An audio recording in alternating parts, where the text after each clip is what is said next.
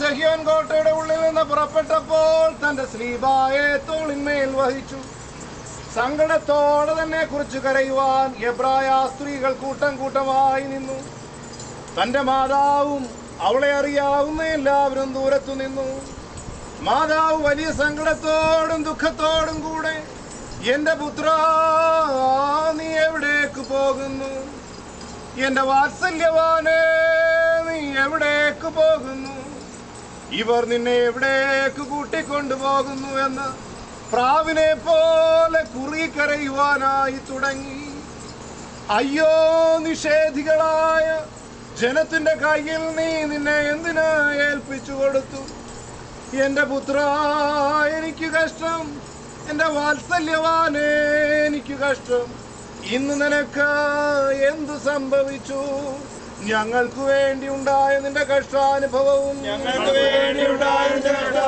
ഞങ്ങളെ പ്രതിയുള്ള നിന്റെ താഴാഴ്മയും വാഴ്ത്തപ്പെട്ടതാകുന്നു.